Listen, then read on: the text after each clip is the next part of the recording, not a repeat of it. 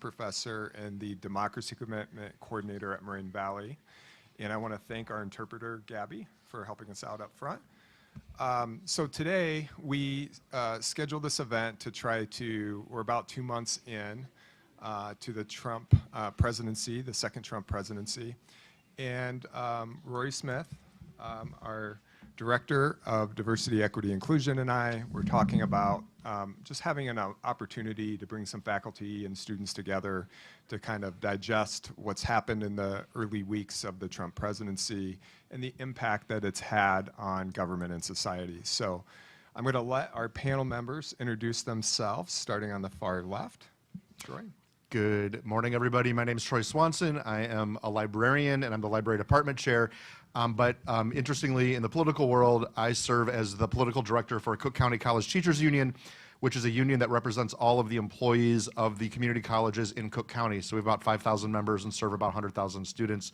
So that's part of my kind of political background to be here. So thank you. My introduction is going to be shorter than that. My name is Darren Schreck. I'm a political science professor here at Moraine Valley.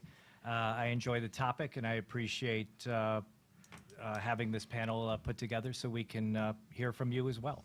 So thank you. And good morning. I'm Rory Smith. I'm the Executive Director for Diversity, Equity, and Inclusion.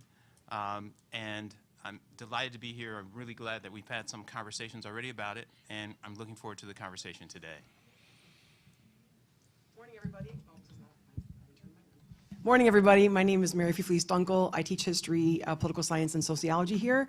I'm also the college's study abroad coordinator, and I just want to throw out 2 shout-outs to possible studying abroad in Belize with Michelle Zarowski or coming to Greece with me in May. So if anybody's interested, please see me and talk to me. But I work with my colleagues here rather closely, and we were hosting multiple podcasts throughout the summer, running up to the election and also after the election. So it seems nice to get our gang back together to talk about what's been happening the past few months. Yeah, so we did meet a few of us 2 weeks ago. If you're interested in part 1 of this discussion that was held in the library, we have it on the Moraine Valley Library YouTube channel. And so we've touched upon a few topics already, but I think some of those might be revisited today. But the idea is that we were each going to spend about 5 minutes or so to kind of talk about a few developments that have stood out to us individually. And then we're going to open it up to you and see what questions, comments, reactions that you have, any questions that you might have for the group. So I'm going to turn it over to Dr. Troy Swanson on the far left. Okay, well, I'll get us started. You know, a couple weeks ago when we talked about this, when I spoke, you can go and find that on our YouTube channel. It's quite fascinating, I hope. I hit some of the big picture stuff. So I thought today it might be interesting to talk about changes with the Trump administration that's a little bit more on the ground for us in community colleges. And I'm especially thinking of things that impact students, that impact us as employees and us as doing our jobs in colleges. So on March 11th, the Trump administration fired 50% of the employees in the Department of Education. There's about 4,000 odd people that work in the Department of Education. They announced they're cutting that down to 2,000 people. Now let me say, many of those people are represented by unions and they have union contracts, and it's not so simple to just fire them. But what happens is you fire somebody, then the union fights it, and then sometimes those people get reinstated. Some of those people may not be reinstated if they're probationary, so it's kind of complicated. But what happens with a lot of these departments that they're firing people is they don't really care what the rules are at this point. They'd rather cause the disruption, fight it in court, and if they have to put a few people back, then they put a few people back. And that's absolutely what's happening at the Department of Education. So some of the things the Department of Education does that I am particularly worried about is, number one off the top, is they distribute Pell Grants. So Pell Grants are federal grants to make learning possible, to help financially. Many of our students that come to community colleges rely on Pell Grants. They serve students that are in the most need. The Trump administration hasn't announced that they're going to cut Pell Grants. But what is happening is the infrastructure that makes them possible is going away. So what our question is, so if you apply and qualify for Pell Grants, normally the federal government sends checks that goes through the system. We get money that pays our bills, pays teachers, pays our staff, and lets us run the college. If that money is delayed, there isn't extra money just floating about that help us make payroll, that help us pay our heating bill, help us pay for lights. So where does that come from? What happens with that? So even like a 4-month delay, a 3-week delay, a 6-month delay, what happens with all that? Does it get paid out? Along with that, the whole student loan system, so if you didn't qualify for Pell Grants, you may be going to college on loans, and that happens widely. People, and in fact, actually, despite what people say, student loans are some of the best investment you can make as long as you get your degree. High percentages of people that take out student loans get those loans paid back, and all of the data shows get better jobs thanks to those degrees that they get.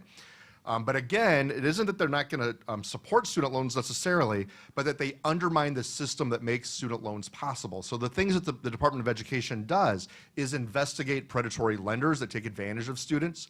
If there's errors where they say you didn't make a payment but you did, or you think you've paid off your loan and they say you haven't, the Department of Ed often steps in and defends students and looks at those lenders and makes sure that they're on the up and up. So part of a thing that makes a student loan valuable is the federal government helps back up those loans and has a process that we can rely on, that those loans operate and that we're not being taken advantage of. And especially for students that come to community colleges, and of course in a community college we have a whole range of students that come here for all different kinds of reasons, but on average we see students who are first-generation students where parents didn't go to college.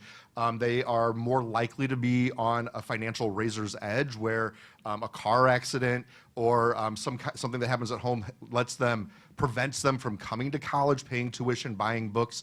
So any disruption along those lines, they are in the least well-positioned part of society to fight a bank about student loans, right? Like most of us aren't going to go lawyer up and fight about our student loans. And frankly, that's part of the job of the Department of Education. So if that isn't able to function, or it takes 4 or 5 years for it to function, then that really just like disrupts everything that we do in our open door policy as a community college. Along with that, the FAFSA process, so applying for student aid, no matter if you get Pell Grants or student loans, pretty much every college in America asks students to apply for FAFSA. So that's the way that they know what the household income is. So they make judgments on how much aid do I need to give to people. So for private schools, even if you go to a private school and you may not get any loans or grants, they rely on that system to be able to make fair judgments for students who come in through their doors. So this is a broad ripple across all different levels of the higher education process. The Department of Ed also enforces a whole lot of regulations that are aimed at making college fair. So one of our principles of our country is that there's an opportunity through education. So no matter, we'd like, wherever you're born, education is an avenue to a better life. And the Department of Ed helps take away obstacles around some of that. So one big thing is the Department of Ed enforces Title IX. So that's discrimination based on gender, based on sexuality.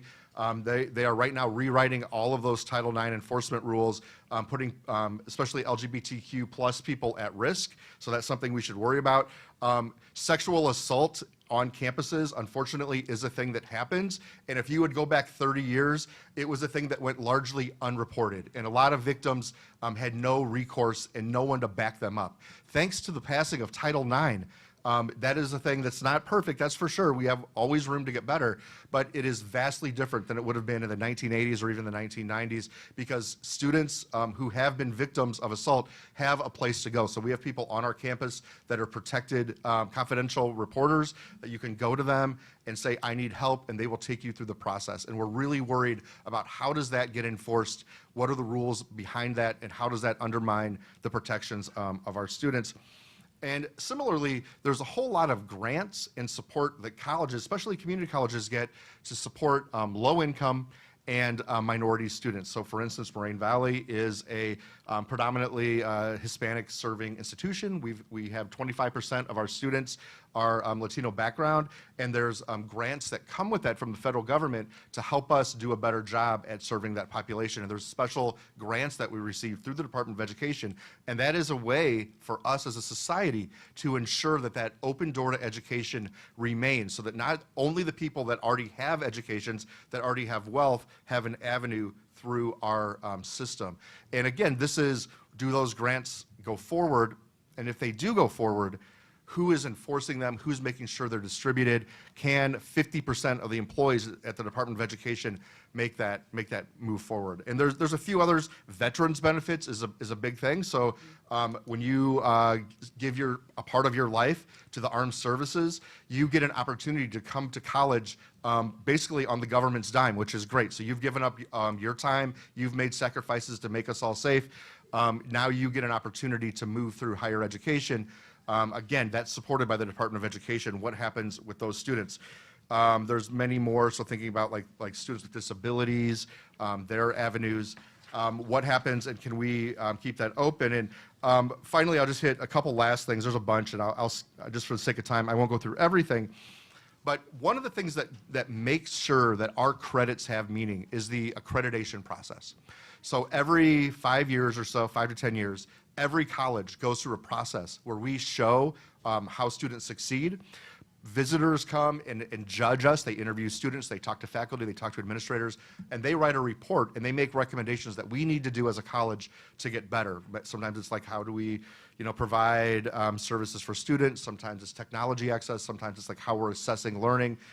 It's a little bit in the weeds. It's the kind of reports that if you have trouble sleeping at night, you can read one of our assessment reports and you will fall right asleep. It's kind of bureaucratic ease. But the thing that matters for us is that we are justifying that we don't just get together and say, hey, we have a college, come and learn some stuff. But that our credits mean something because we meet standards that are set by our profession and by our peers, and that's overseen by the Department of Education.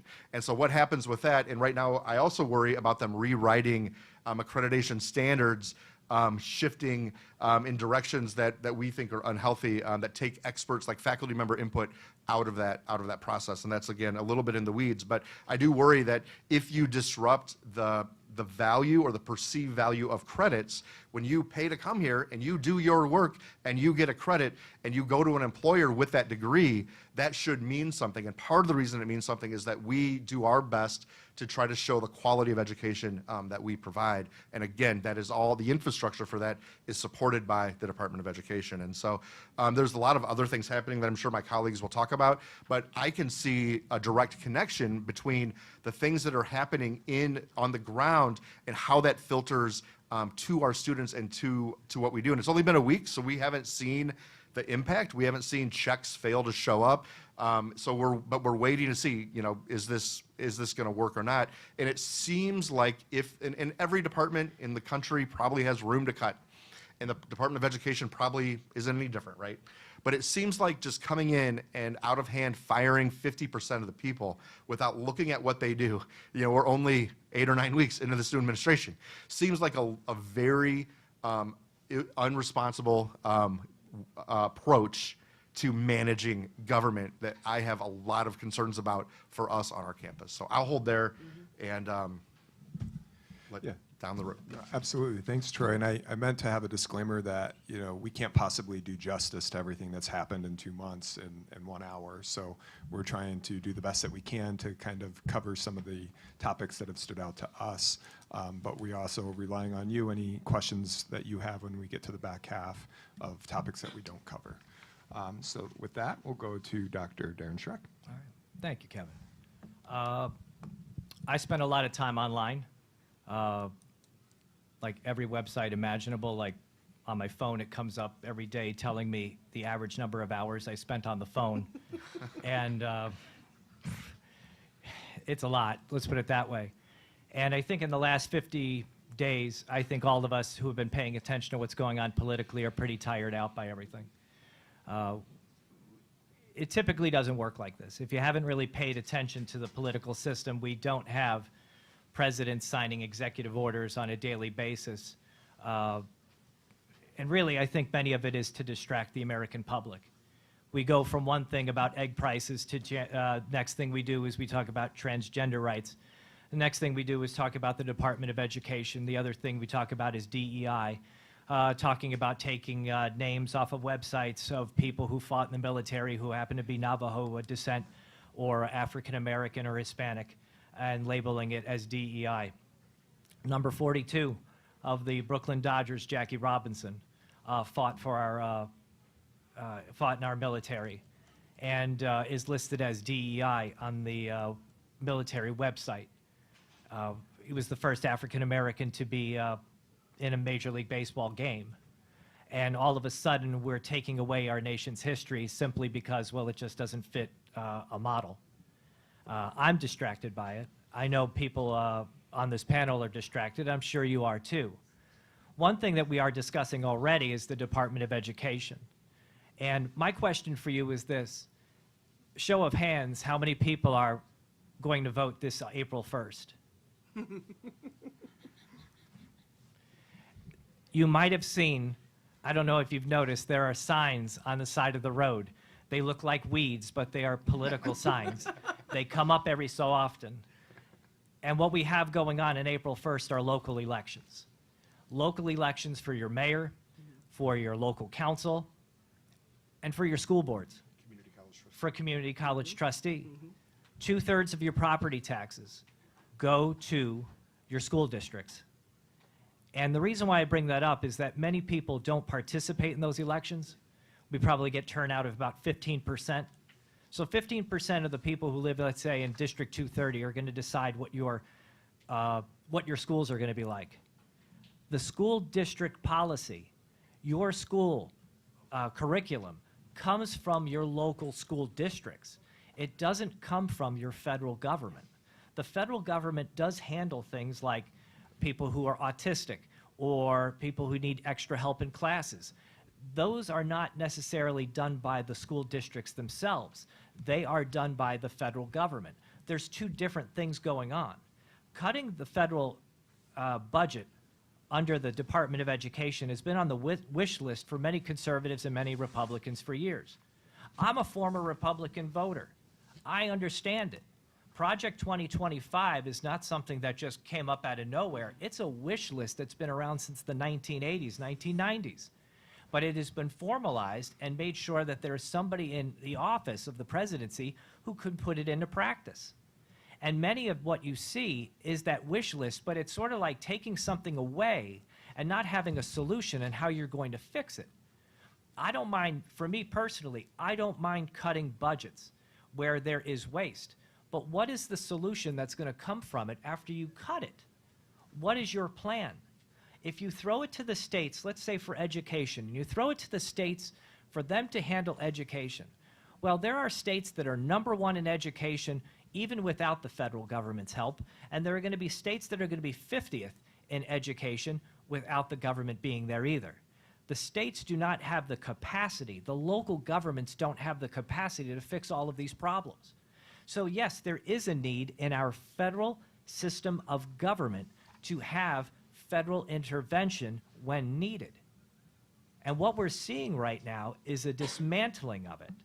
You have two political parties. You have a Republican Party that is basically authoritarian in their mindset, and you have a Democratic Party that can't, like, put one foot in front of the other and how to, like, combat what Donald Trump is trying to do.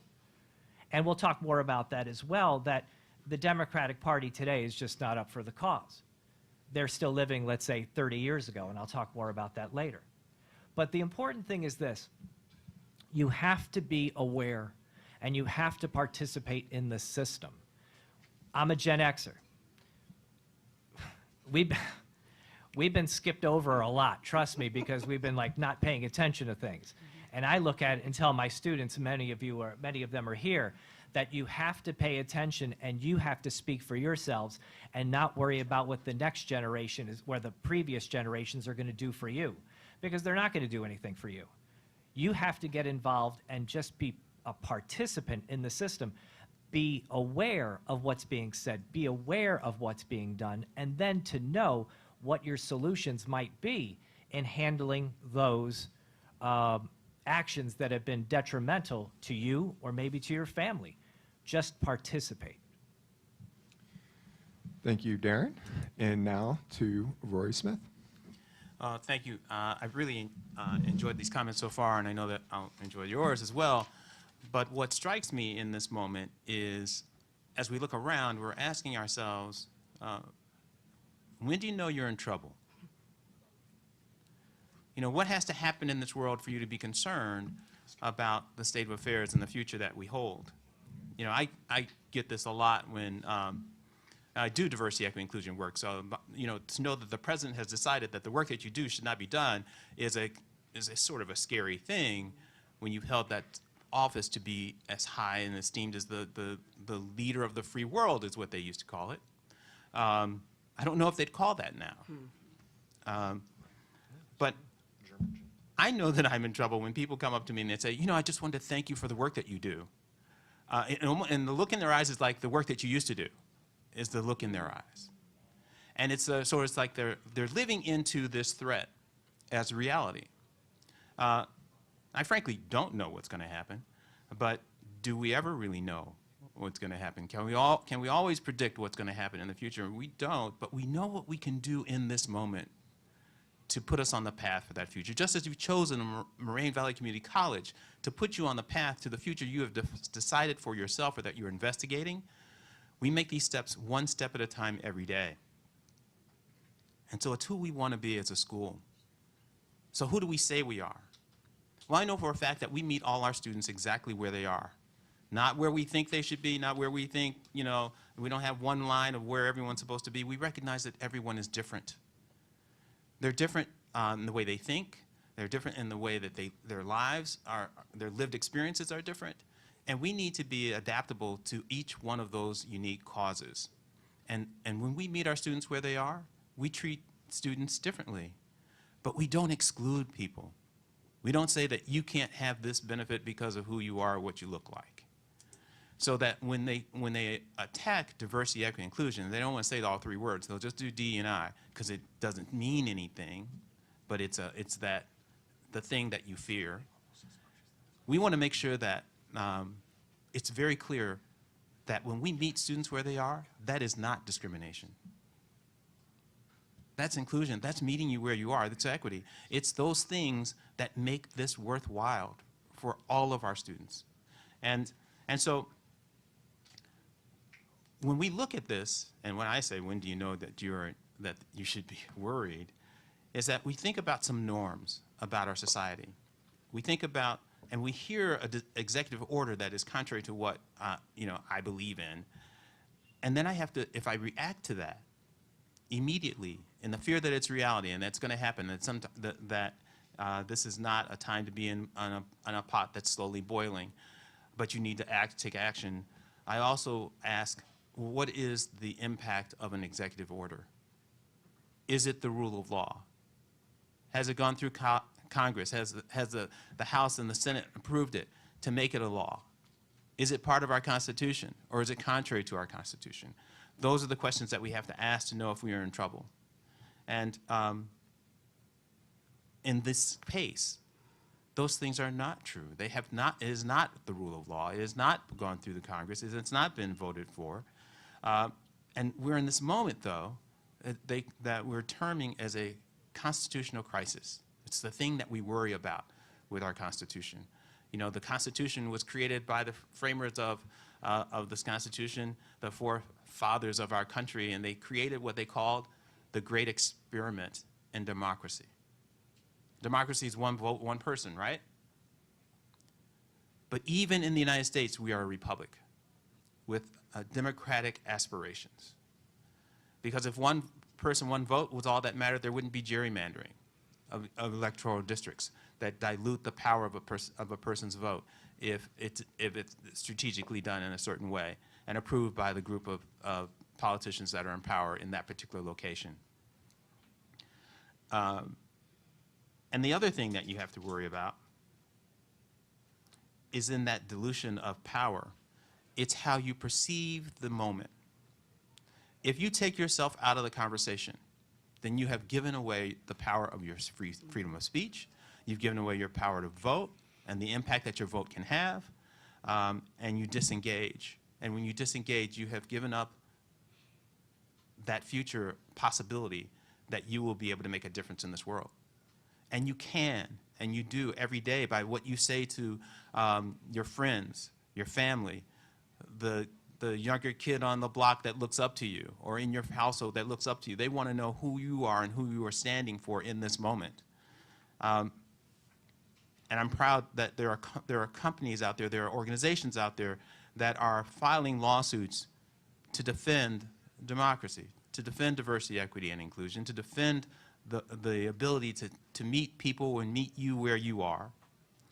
And those lawsuits are going through what they call now a phase, and there are multiples out there, at least 15, where it's an emotion practice. And so there have been cases where they've, like there's an organization designed around diversity, equity, inclusion officers who's had that first 2-3 rounds of victory where they would be able to have it decided that there should be an injunction. There's been some rollback. And so it's this slippery slope, but ultimately headed towards the Supreme Court. Ultimately, and hopefully we'll be in a moment where the Supreme Court looks at this and says, we are in this existential moment of whether we are going to protect our Constitution, protect our democracy, or are we going to fall subject to the bully fear syndrome? Because who will be turned against my family? Who will be giving us, bombing us with phone calls, not just at the office, but at our home? Who is going to be stalking us? And it's that fear that we have to get in control of. Because if we recoil at everything that we're afraid of, there won't be anyone left to protect our democracy. And so I look at this as a time where the executive branch is declaring what the judicial branch and the Congress ought to do, and most recently ignoring a ruling of a federal court judge, and then saying, we didn't know. There's reality and there's fiction, and we have to also be able to see the difference, and we have to hope that the checks and balances of the way in which our founding fathers have created will actually hold in this time, in this what I do believe is this constitutional crisis, and the future of our country is at stake. And I will leave it there for now. Thank you, Rory. Mary. Sure. Hi, everybody. So I'm looking at my colleagues here and listening to all their thoughts that are very illuminating and insightful. And I've got to be honest. So years ago, I was diagnosed with attention deficit disorder, and I definitely have it. There's no doubt. I can't complete tasks. I struggle with difficulty to complete tasks. And even for this particular talk, I struggled with the idea of getting my thoughts down on paper. So I'm seeing them with their notes, and I don't have that many pages of notes. And part of the reason for that is that I've been feeling just incredibly overwhelmed. And I'm sure if I asked all of you, how many of you have been kind of disengaging, maybe thinking about things less than you normally do because of how overwhelmed you're also feeling? Can I just see a show of hands if anyone else is feeling the same way? That's quite a few of you. And I think that's the point. Right, so Steve Bannon, who's one of Donald Trump's advisors going back to his first term, talked about the idea very openly, the idea that you flood the zone, right? You flood the zone with so much stuff. It's almost like you're throwing, I was going to use another word that I can't use, but at the wall to see what sticks, right? See how much stuff sticks to the wall, and then just kind of let it go. And I think that's kind of where we are in the Trump presidency. They're kind of pushing the boundaries and the limits of the executive branch in a way that's never been done before, and looking to see how many of us are just going to sort of fade out and not pay attention because we are so overwhelmed. Because it is easy to do. There are times I don't want to look at my phone, like Darren was saying. I don't want to look at any of the sites that I regularly look at for news because I don't really watch news on TV. I actually just deleted my Facebook account, which I was barely ever on that one anyway, but I was finding myself getting sucked into these conversations about Ukraine and getting so upset, and I'm like, I can't do this to myself. I can feel my blood pressure literally going up as I'm reading these things. So again, it is easy to disengage because of how you're feeling. So I'm trying to do what it is best for people who procrastinate, and that's to do things incrementally. So I'm trying to look for things I can focus on and see what I can possibly do. So some of the things that I've been focusing on. So I'm the daughter of immigrants. So all the stuff that's happening right now with immigration and the idea of people being deported, and I'm also a pretty outspoken person, so the idea of these limits that are happening on free speech, it's having a very chilling effect on free speech, concerns me, and I know it concerns my colleagues equally. So the idea that a man, a Palestinian activist from Columbia University can be, basically deportation works can be started to get rid of him when he's a green card holder, And when ICE agents went to his house, his wife said, "Here, I've got his green card here." That didn't matter. They just took him away anyway. That kind of stuff is so frightening to me that I can't believe that we're actually living in that. It's hard to stay present in that. By the way, I do meditate, and that does help me because that's when I find like it's kind of a way for me to focus. So I would recommend anyone to find apps. There are some free ones out there too. But the idea, so what are we saying here? So about immigrants. So you can't speak out against the government because, and go against maybe U.S. policy because that's going to get you deported from the country, even if you are a lawful green card holder.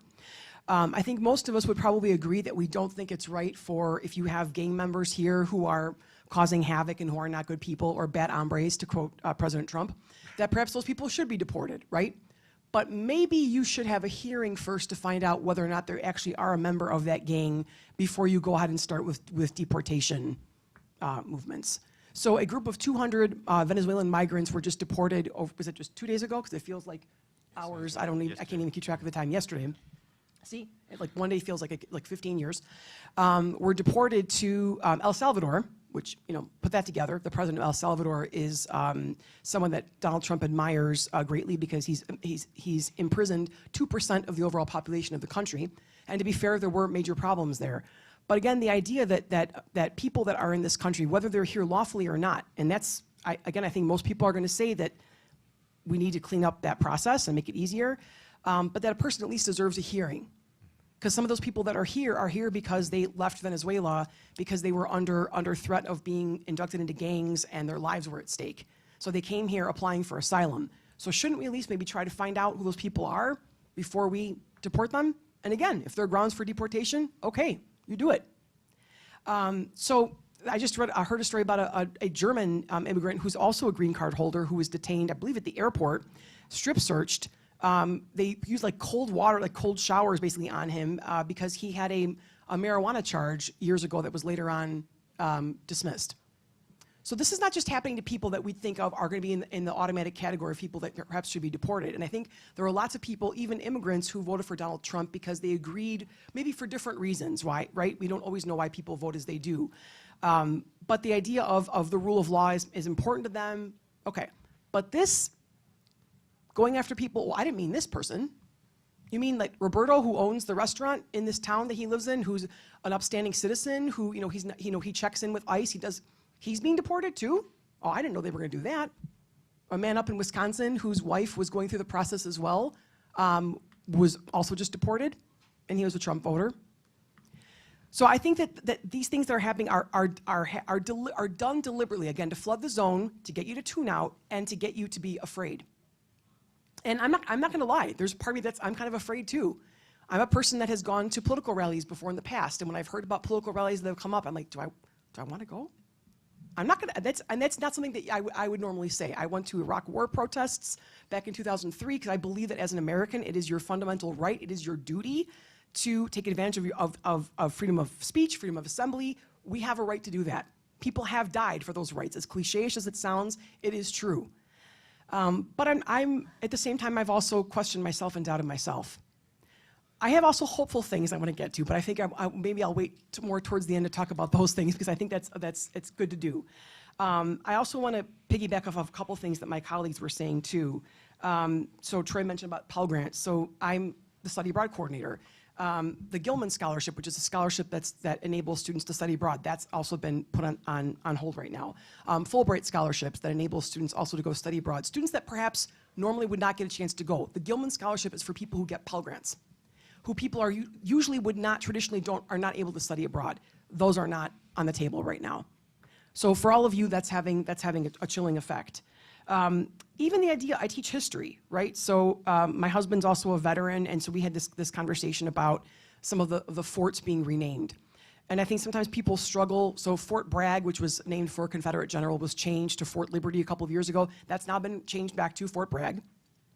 Again, we're kind of rewriting history because we don't like the idea that the Confederacy was a good thing, the idea that Confederate generals should be honored and revered and have statues left up of them, which again, it's like, will we put up statues of other people that fought against the United States? Would we have statues of General Rommel from World War II up because he was a good general. I've never really gotten that logic. So again, and even one more thing, because I feel like I'm starting to ramble, which I'm having such a hard time because there is so much out there. It feels like we're in the upside down, right? For those of you who are Stranger Things fans, Canada is now our enemy, I guess. Greenland, Denmark, Europe in general, countries that we've been friends with. So 80 years of foreign policy that are being upended within a couple of months. And we are aligning ourselves with Russia, which is not a country that we particularly want to align itself with because that's slid into a very brief time of democracy and completely backslid back into dictatorship. North Korea, right? Countries of that nature. So I am scared. There are also things that I'm hopeful about, and I will address those after. But I'm struggling with the idea of how do we move forward in this? Do we cooperate with things that are happening, with the good things that are happening, or do you kind of push back on everything? Because then when you push back, then it starts to become meaningless. So kind of where do you pick and choose where to fight back on? So again, forgive me for my rambling thoughts, but I'm going to stop myself there. Yeah, I didn't get to the judges, but I'm sure we'll come back to that. So I'll turn over to my colleague, Kevin. Kevin, can I jump in with one thing? I just want to emphasize a point that Mary made that I think is really good. And this is the idea that is a founding idea of our country, which is due process under law, right? That in the days of the monarchy, if the governor was appointed by the king, the governor could do what he wanted. He'd lock you away, there'd be no hearing, you wouldn't be in communication with anybody, you would just like vanish away. And our founders, with all of their flaws, just said, this is a thing that's wrong and that we shouldn't have. And just one example that I think is really problematic and is something we all should be worried about. So Dr. Rasha Allaway, she's a kidney surgeon from Brown University. She is Lebanese and went home for a visit. She was denied entry, so she is a legal resident here. She's accused by the administration that she's a supporter of Hezbollah, who our country classifies as a terrorist organization. Now, maybe she is. I don't know. None of us really know what's going on. But the way that we know by our own laws is if you're a legal resident, not just that you're a citizen. If you are here legally, which means have a green card, and I think even if you're a refugee, and even if you're undocumented, to know, so I shouldn't just emphasize the legal side, right? The way that we know your status in our country is that you get due process. That's a thing we believe in. And what does that mean? Is you get a public hearing, it's not done secretly, anyone can go, the press can be there, and you argue your case. So the government makes a claim against you that you shouldn't be here, you get to defend yourself. And then a judge who is part of the government, who is an impartial part of the government, a separate branch, makes a ruling. And then we decide, okay, maybe she should be deported. I don't know, but right now she is with her home and family. Her life is here at Brown University, and she is in Paris, unable to get back into the country, and there's a big fight going on. And to me, that's like, political science 101 that many of you probably have taken in either high school or here at Moraine Valley, that due process gives us rights as people, that we're treated as equal people and treated fairly by our law, not just the whim of what that administration says, because our founders wanted a system that protected us from monarchy, that you could just be vanished away.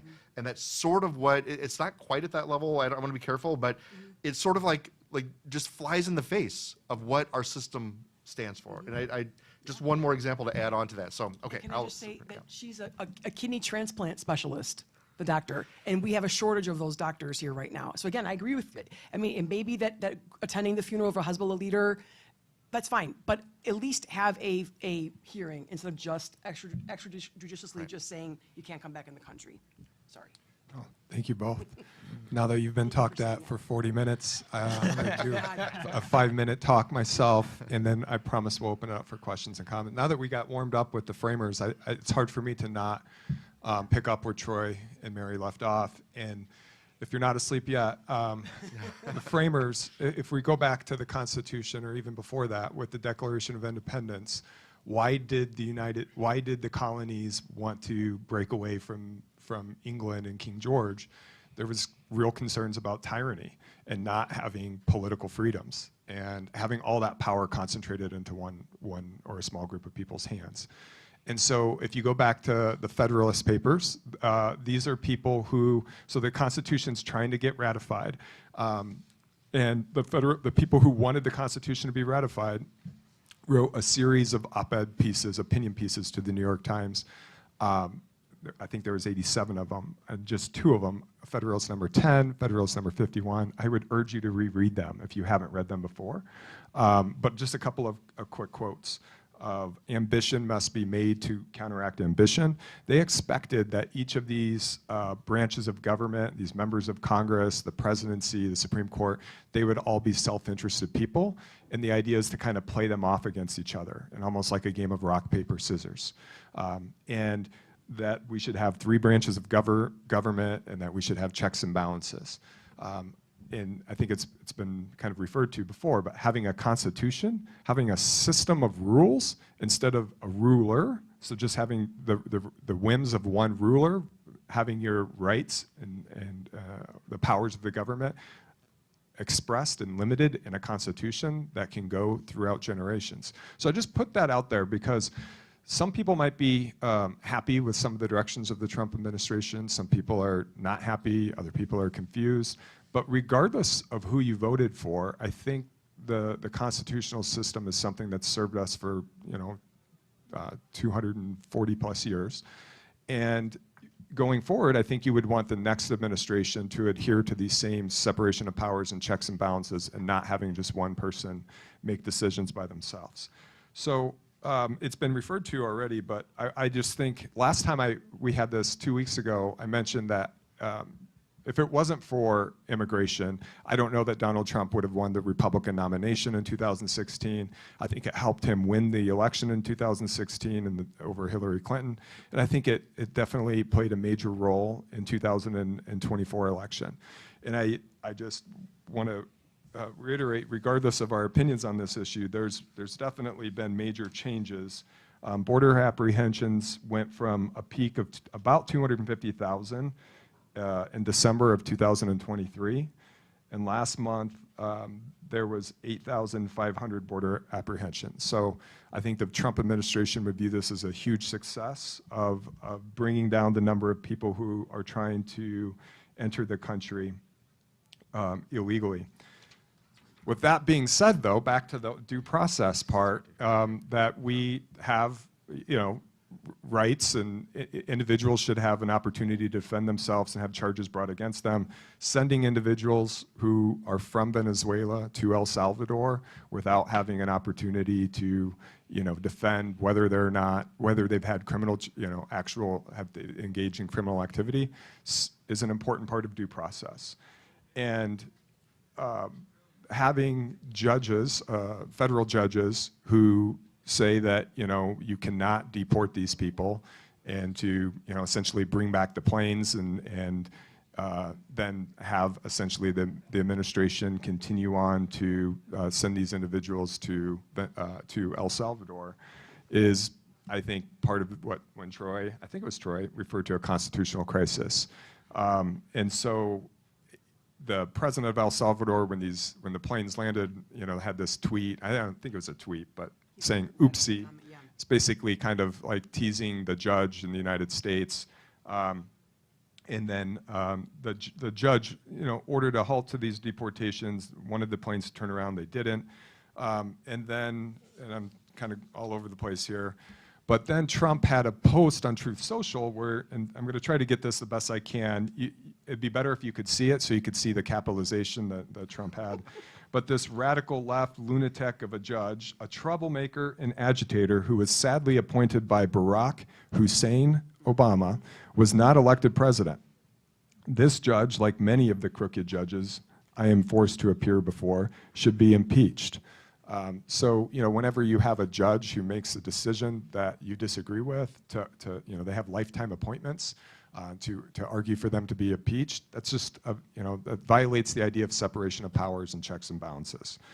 A few things that, with the 2 minutes that I have left, other just kind of authoritarian actions to kind of keep your eye on, attacks on the media, like banning the Associated Press from the press pool, calling MSNBC a threat to democracy, lawsuits with CBS, Facebook, Twitter, and so forth. Politicizing the Department of Justice. Trump ordered federal prosecutors in Manhattan to seek the dismissal an indictment against Eric Adams.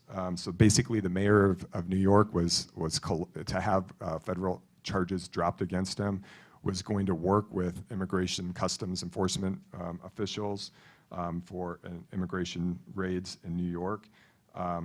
So basically, and then multiple federal people within the Justice Department resigned because of that. Demoting attorneys who worked on January 6 cases, stripping security clearances of investigators and people who spoke out against him, including people in his own administration, his first administration. Troy mentioned already the attacks on higher education. I just point out that accountability to civil rights is one thing at places like Columbia and now University of Pennsylvania. Taking control of academic structure, curriculum, and research is really beyond the scope of presidential authority. And again, you just think about, if you like that, do you want a Democratic president to mingle in higher education in the future? And then I don't have time to do it justice, but fiscal policy, potential cuts. I was surprised that the Republicans and Trump were able to get a continued resolution to keep the government funded for through September to get that passed. But keep your eye on Medicaid, $880 billion of potential cuts over the next decade that could impact several hospitals, especially in rural areas. And then I know because of all of the flooding the zone, we don't have time to keep track of this, but corruption is something that I think there's a lot of conflicts of interest. We talked last time about Elon Musk and how he has been able to lead Doge without having any sort of Senate confirmation. And he and his businesses have $3 billion of contracts per year. This is a quote from Lawrence Tribe. "I can think of no precedent in American history of such enormous power being entrusted to a private citizen." At least 11 federal agencies that have been affected by moves within with Elon Musk and the Doge efforts to try to cut government spending. 11 federal agencies have been involved with regulating Musk-led businesses, so it's just really unprecedented. And I guess I don't have time to get into crypto in some of the ways that Trump had a meme coin right before inauguration, where billions of dollars flooded into this, including millions of dollars of transaction fees. So I'm going to leave it there. We have about 30 minutes for questions and comments, reactions, anything that you may have for us to talk about, or that you would like to bring up. We do have a microphone that we can go to so we can. Somebody can borrow your microphone. Sure tends to be a fan of it. We've been talking about that. Question over here. Oh, sorry. Okay. That's all right. Hello, my name's Catherine, and I know you guys didn't really talk too much about the economy, but I'm transferring out of here after this year, and my parents are very anxious for me to take out student loans. They are afraid of going into a recession, and with the attack on the Department of Education handling those student loans, I'm not really sure what to do. I'm not sure if we I know the economy's not in the best, but how long do you think it'll take before we go into this recession, or if there will be a following depression after? What are your thoughts on that? That's a good question. Well, I think that uncertainty that you have is uncertainty that a lot of Americans have and a lot of businesses have. We've seen stock market lose about 10% of its value in recent weeks. I think it's first of all, I don't think any of us are qualified to give you financial advice, but I will say that next Tuesday at 11 a.m., this is a plug for an event on tariffs and trade in the global economy. I think the tariffs that have already been put into place and that are going to be put in place on April 2nd are going to have real impact on the economy. And I do think a recession I think we're about a 40% chance of a recession. Again, can't give advice on student loans and whether to take them out, but I do think that all of us should be preparing, for major changes in the economy, and saving as much as you can, being prepared for job loss potentially for one or one person in your household to potentially lose their job. I think we're in potentially dark times with the economy. You said something, and so we are in dark times on the economy, but a lot of that is what we anticipate impacts the stock market. Kevin, I want to come back to a comment that you made about the judge who told the plane to come back, and the president then said really negative things about him. But there was a retort from the Supreme Court that I think is noteworthy. The Chief Justice of the Supreme Court said that simply because you get a ruling from a judge that you don't agree with does not give you cause to call out for their impeachment. Now, why that's important is that if the Supreme Court Chief Justice holds this opinion, and then when some of these cases get to the Supreme Court, there's greater likelihood that there will be a check and balance at the Supreme Court, having the recognition that some things are getting out of hand.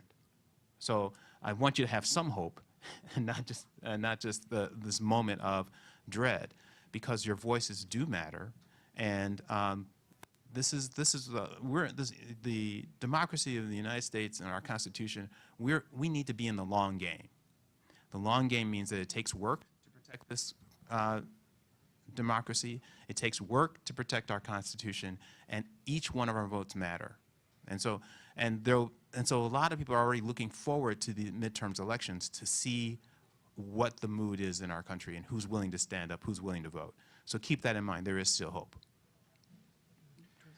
I was just on the question about the economy, and again, so interestingly, my oldest daughter is a senior in high school this year, and we're having very similar conversations about college next year. What is the right thing to do? How much debt should you take on? And what will the job market look like to give you the chance to pay off that debt? And I got to say, I wish I had the easy answer, because it'd be easier for my personal life, and then I could share that with you. But I just think we need to point out that our country went through one of the most significant. When we think of the pandemic, we think about the COVID and masking and all the difficulties and the disruption of our lives. But part of that, and part of the inflation that I think ultimately probably cost Joe Biden and the Democrats the presidency, was an economic crisis like we've never seen, a disruption of a global scale of supply chains and the integration of our country's economies with the rest of the world, right? And the amazing thing is that the work of the Federal Reserve, that could have easily become a serious depression.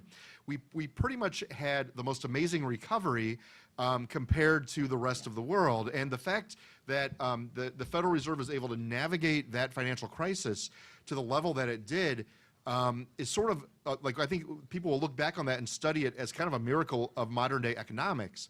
But the problem was, it was so severe, it really couldn't have been done without that level of inflation. And so that, we felt that, right? It wasn't easy and it wasn't fun, and wages haven't kept up. And so we're still in the adjustment period. And I think there is a chance that great recovery is now put at risk, right? And that solid foundation, that the good work that's been done before, that the Federal Reserve didn't get credit for, is now kind of thrown up in the air, especially when you cut the workforce, the federal workforce. You're pulling money out of the economy. The tariffs could be a mess. So again, I don't have the answers, but it seems like not the way that you would manage an economy if I was president of the United States, and I'm not. So whatever that's worth. So, Catherine, I would just say this, and I say this to all of you. I agree. Kevin is right. We're not, this is not our job to give advice. But I will say this, as a person, because I had to take out a lot of loans to go to graduate school myself, and I was lucky enough that because I worked in the public sector, I was able to get public service loan forgiveness after paying 20 years on my loans. But I would say to all of you, I would just look for the college that is the most economically feasible. I hate to say that, but I think right now it's kind of maybe a must. Because at the end of the day, if you plan to go on to graduate school, let's say, this is maybe you guys would disagree, it really doesn't matter where you go. If you do well and you score well and and you decide to go on to graduate school, no one's going to say, well, you went to this college and you didn't go to that college. You'll still be able to do what you want to do. So I wouldn't worry about that. But if it was me right now, I was in the shoes that you're all in, I would look at just colleges that are going to just be a little bit easier on your wallet if you can.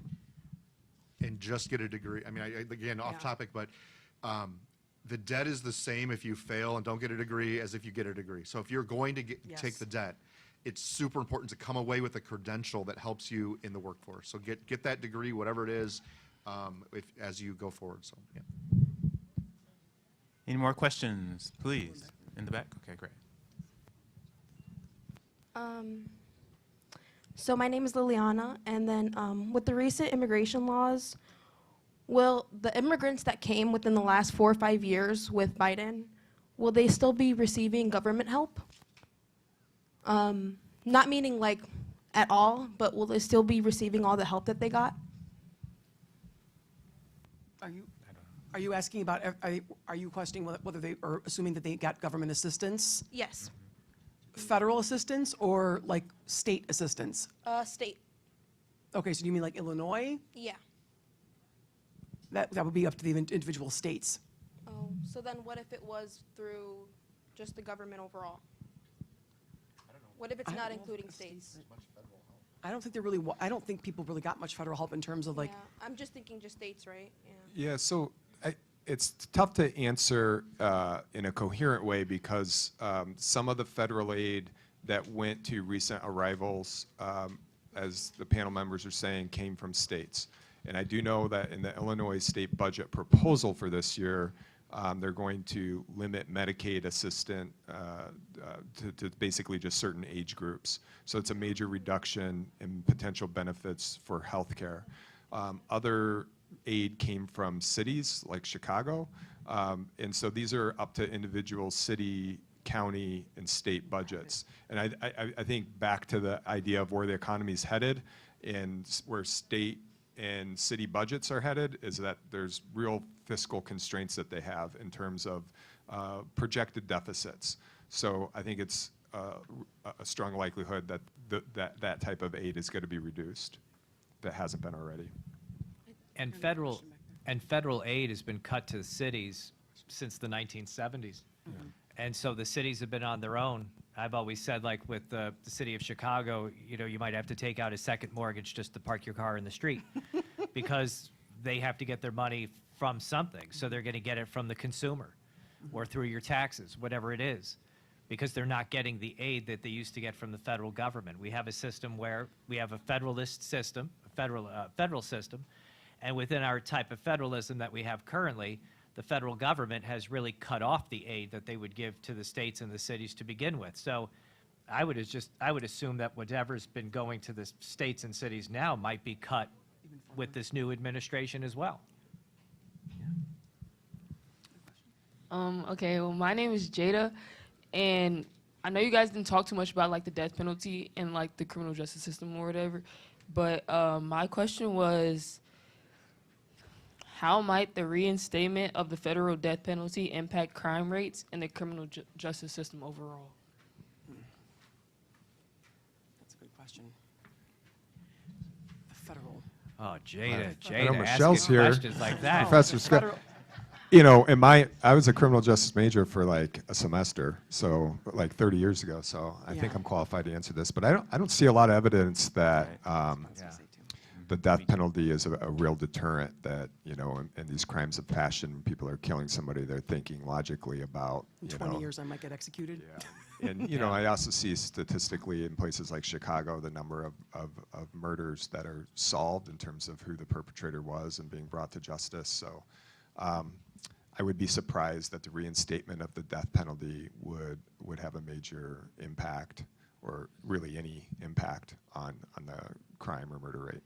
And just on a side note, were you going to say something, Darren? Or? No, it just seems like that some of these things that are being brought up, not from the audience, but like when you hear the federal death penalty, it goes back to what I was saying before. We're just throwing a lot of stuff out there. The administration is just saying, okay, let's see does this work?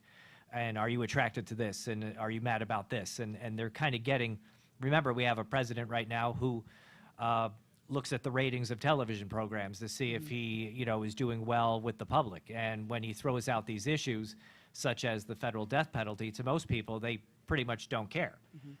But there's a segment of the population that says, oh, look, he's tough on crime.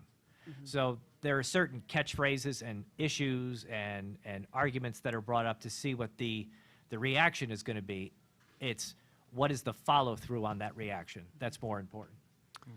Did you notice the hesitation that we all had in answering your question? And I think we all sort of felt that the statistics did not show that it had an impact on deterrent. But the thing that happens is that when we hear things in the news and we hear words, we have to check and validate whether or not we're being told is true. So we didn't want to jump into the answer without giving you something that we had the current research for. But that should also sort of guide the way in which you hear things. And so, like, when you hear a judge sort of being talked down and said awful things about, you don't know if that's true. You don't know if the whole 200 people on that plane were all members of a gang. And it's clear that they weren't in most of the reports that have come since then. So the question is, how do you know what to believe? And then how do you know when you're in trouble? I think with the death penalty, I do think it's important to emphasize that most crimes that are at the level that could be a capital level, where people could be put to death, are really handled by the state, local, like county level police, not always at the federal level. And in Illinois, we were so bad at it. There were so many people that were on death row that got found innocent through DNA evidence that we had Republican governors that said, hey, this is a bad idea. And right now, Illinois doesn't have a death penalty because our system was so biased, putting to death people who were found innocent. So that is, if the federal government, again, the federated system, even if they put it back in place in Washington, it doesn't change that Illinois does not have one, and there doesn't seem to be an appetite to reinstate it in Illinois because of our history. Yeah. Yeah, and that bias was disproportional to some people versus others. And that was discrimination. Yeah. Look up the Innocence Project, if you can, through Northwestern University. College students took Yeah. it on as a class Yeah, Law project. students. Yep. And saved a lot. Literally, yeah. Other questions? Question in the back? Yeah, so my question is, as a result of the Trump administration's push for tougher sentencing policies and guidelines, what effects might that have on the rehabilitation programs within the federal prison system? Like on recidivism rates of, yes. of people? But federal prisons, right? Not, Yeah, the federal prison system. so I can't really answer that particular question, but I was going to say before, though, that usually programs that are, statistics show that in prisons, when there are programs that help people, inmates get degrees, that rehabilitation tends to work. People have a lower chance, the recidivism rate, so people going back to prison, that rate is much lower when there are those opportunities out there. So I can't speak to necessarily the federal issue, but overall, I would imagine that that's going to hurt. The same way that back in the 90s when we were trying to show that we were tough on crime, we passed a crime bill that basically was a 3 strikes you're out type of law in places like California, and people were going into prison for life for very minor, almost like misdemeanor type crimes, and that was seen in hindsight as a poor decision. So whenever I hear that about like the idea of people, about the whole being tougher on crime, that tends to make you a little bit uncomfortable because it tends to affect people who are poor, tends to people who are a minority, and that's usually ends up not working out very well in the end. I wish outside my expertise, but there is one good case study of a former felon getting their job back, and being rehabilitated. It's bad joke. Nobody got it. Steve Bannon even? Oh, yeah, we weren't looking for a Person who joke. was- yeah. I'm sorry. Yeah. We were literal. We were being literal on that one, yeah. Another question? Hi, my name's Alexis. Just going back to the conversation, Trump's been very open about reinstating the death penalty, particularly around the murdering of police officers. So in what ways do you guys believe that this policy could be biased in the legal system and moving forward how they prosecute police killings in the future? So the one thing I'd like to say, if I can, just about in terms of the death penalty, when you look at the company that the United States is in, in the rest of the world with other countries that have the death penalty. It's, anybody know who we're in company with?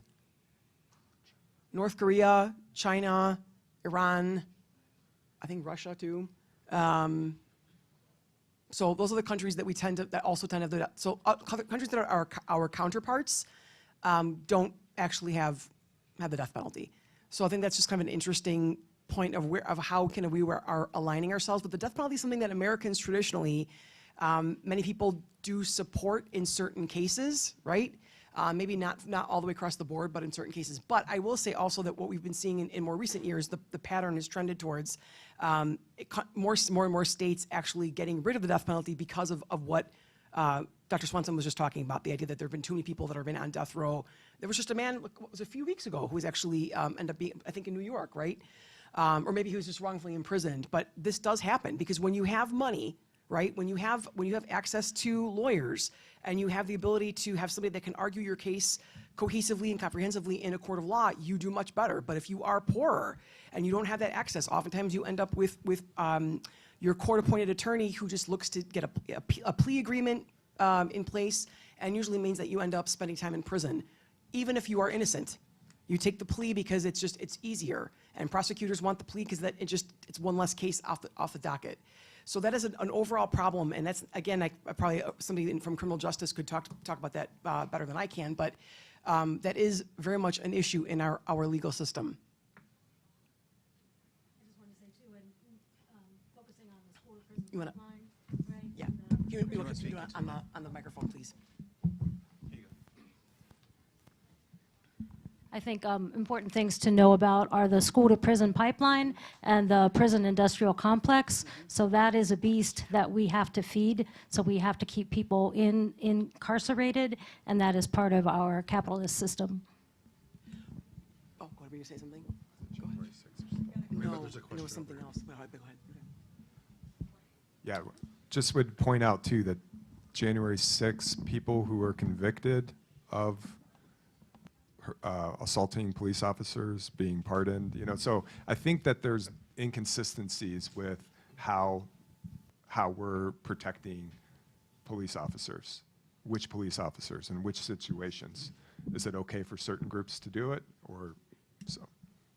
Yeah, I want to just bring up, because you just reminded me, and I'm sorry, forgive me, Alicia, you just reminded me. So there was just an article in the New York Times right before we went on spring break regarding private prisons housing illegal immigrants who are being rounded up and awaiting either deportation or whatever it might be. And so there's a company called Core Civic, which operates private prisons, and they are ecstatic at the idea that they're going to be given these contracts to house undocumented immigrants. So yeah, and there's actually a breakdown of in which states that is happening. Most of them are in the South, but yeah, so the company's stock is doing rather well at the moment. So something to keep in mind. If you are a private company and your business is prison, your onus then is to kind of keep as many people in those prisons as possible so that you can keep operating and making money, especially if you're private, because that means that your shareholders are making money. So just thought I'd throw that one out there for you. There's a question over Maybe time for one more question. over here on the left. How might Trump's policy to expand federal prison privatization impact rehabilitation and treatment available to those incarcerated individuals? Something you want me to just answer, I think? Go ahead. No, I already answered before. Outside of my realm. Yeah. I think that was the question that we addressed, right? The idea of how these policies would affect people who are currently in prison. And so I was just saying before that statistics tend to show that the more plans that are in prisons that help rehabilitate people or help people achieve degrees while they're in prison, those tend to do the best, right? That there is a much lower rate of people going back into prison when you have such programs available. So if those programs are taken away, there's a greater likelihood that probably that's going to be detrimental to those who are in prison. So I think we're just down to 5 minutes, and I know we wanted some signs of hope. Is there one more question? Yeah, please. Hi, my name is River. So in looking towards like the future, I think there are a lot of people, including people like myself, who are more like liberal and on the left who are very upset with how like are not happy with how the Democrats are like kind of handling the situation, especially the leadership is not really like pushing back much. And even when I think it was some of the like Democrats in the House or the Senate, I can't remember, like wore pink as like a protest. The leadership was upset at them for doing that, even though it was like a very minor. And their little paddles at the State of the Union. Yeah. So I was gonna ask, what can we do with like the coming midterms and then the next presidential election? What can we do to pressure the Democratic Party to change, to start like pushing back more, to try? I mean, in the recent presidential election, they leaned more heavily into the rhetoric and the policies that the Republicans were doing. So they were pushing themselves more to the right. So what can we do to tell them that that's not what we want? Attend local meetings. Go to your local organizations. There's a Democratic organization. If you're a Republican, there's a Republican organization in every town. And hold those people accountable for the decisions that they make. As I mentioned before, the Democratic Party right now doesn't know what it wants to do. But it's also led by somebody in the Senate who's 72 years old, I believe, and he still believes it's the 1980s, where many of the people that he used to work with are now dead, or that they resigned, or they retired. So he still thinks it's 40 years ago. The problem is that the young folks are not getting out and pressuring those people who are being elected by your parents to actually do the work that you want to be done. So you have to attend these local events. They're found online. Everybody could find them. So participate and hold these people accountable. Remember what we talked about in class. They hope that you don't show up. The fewer number of people who show up, the better for the status quo. So if you want to change the system, you have to challenge the system.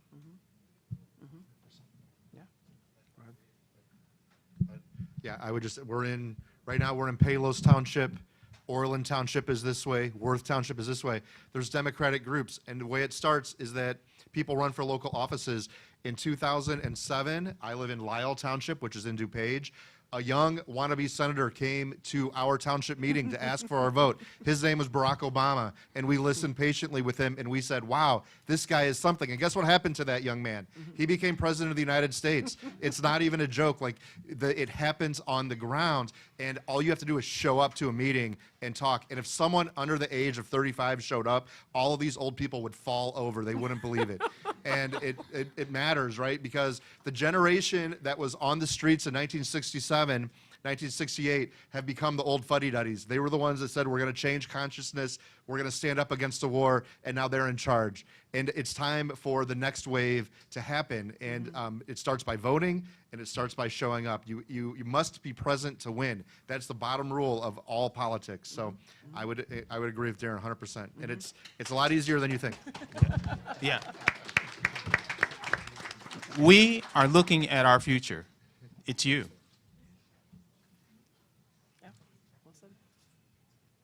Just to reiterate on that, some of the town halls that and some of the meetings that have been televised in terms of people showing opposition, they are decades older than you. And to Darren and Troy's point, they're just having young people be part of the next generation of leaders is really important.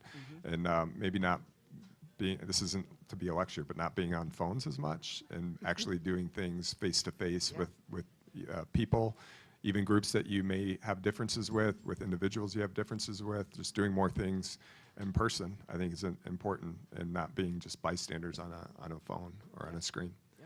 I thank all of you for being here today, and if you have any individual questions, we'll stick around for a couple minutes, at least a couple of us can. Yeah. But thanks again, and thanks to our panel members. For my sociology class, if you guys can see me, I've got some of you already down, but for attendance, thank you. Yeah. Thank you. Nice job, Rory. Oh, likewise. Dressed very nicely, too. You're always dressed nicely. Well, you know. It's a nice turnout. Yeah, very good. Nathan, thank you. You're awesome as always. I worry I get too lecturing.